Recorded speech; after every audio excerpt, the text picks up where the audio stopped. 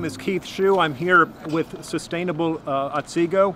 I traveled over an hour to get here from the Cooperstown area. We came to talk about the energy plan. As you know, it was a year and a half ago when the New York State Energy Planning Board last met.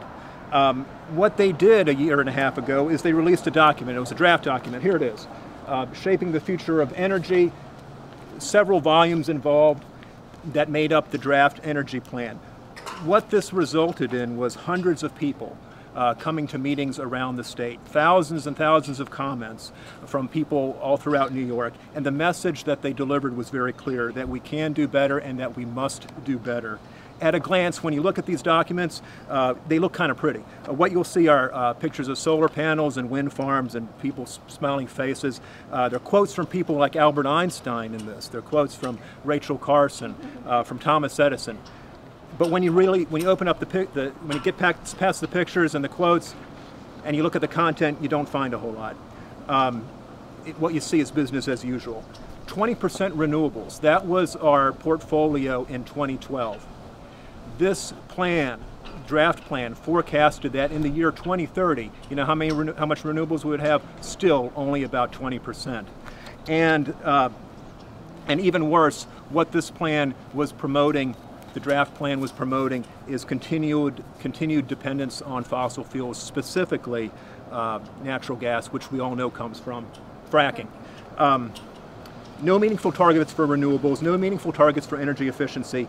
And as for climate change, the draft plan really only gave lip service to a goal that was set by former Governor Patterson of 80% greenhouse reductions by 2050. And it provided no strategy, this is key, it provided no strategy about how we would get to that target, how we would achieve those reductions. Instead, it provided an intermediate target by 2030 that only looked at one molecule, which was carbon dioxide. That's ignoring methane completely, which actually fits right in with the pro-gas agenda. So we were very concerned about that. That was then, and this is now. So the planning board has had a whole year to consider the public comments, and hopefully they've learned something from them. Hopefully they'll come up with a better plan. But it's kind of like when you're in school. When you're in school, you're in school for a year, and at the end of that, you get graded. There's a performance measurement of how you're doing, and that's what we're going to be doing. This is a report card. You can see we don't have any grades in it yet because we haven't seen the plan. Once we get the plan, we're going to look at it very carefully, and we're going to evaluate it on these essential criteria. Does it have bold targets for renewables and energy efficiency? This is absolutely essential.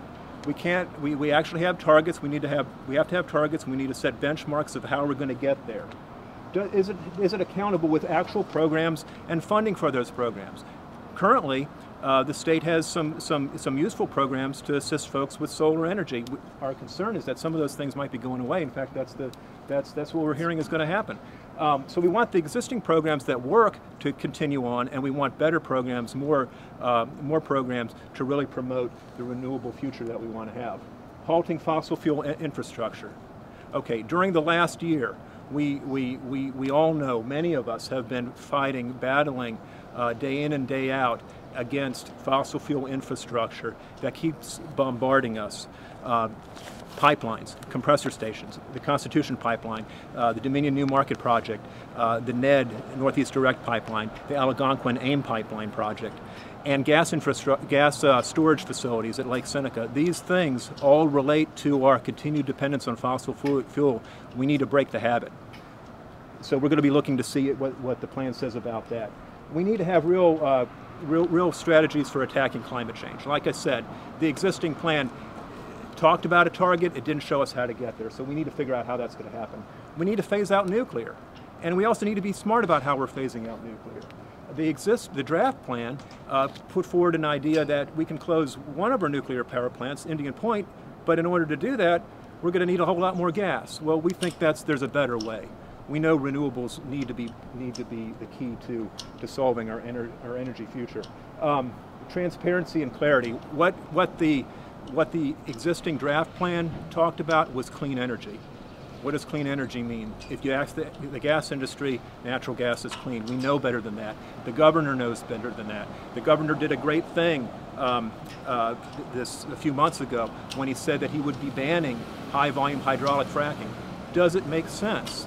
Does it make sense for us to say, okay, fracking is not safe for New York, but now we're going to use even more gas from outside our borders? There's a dilemma there.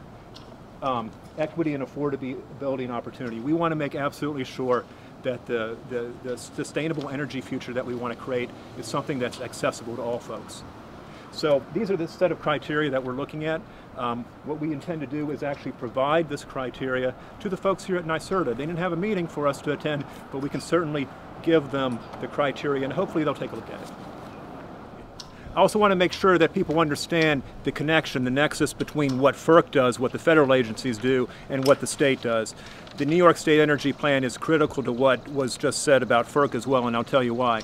These projects, like the Constitution Pipeline, like the AIM Pipeline, like New Market Project, these projects have to go through a federal process. FERC, the Federal Energy Regulatory Commission, like has been said, has a tendency to basically always rubber stamp these things. However, they then must also go through a permitting process that involves the state.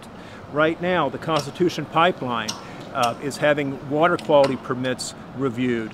The other projects, Dominion, AIM, there are compressor stations associated with these projects. Those have to go through an air quality review process that involves the state DEC. So, if you have a New York State energy plan that says, well, folks, in the future, sorry, we're going to need more gas. That's what the forecasts say, and this is what we're going to have to do. Then guess what's going to happen to those permits? Then all those permits are going to be rubber stamped as well. If, on the other hand, the New York State Energy Plan says we can do a lot better than that, we cannot be continuing to rely on more fossil fuels, and renewables have to be the answer, then maybe the state of New York can say no to some of those projects. Thank you. I'd like to ask a couple other people to speak, folks who are actually fighting these infrastructure projects.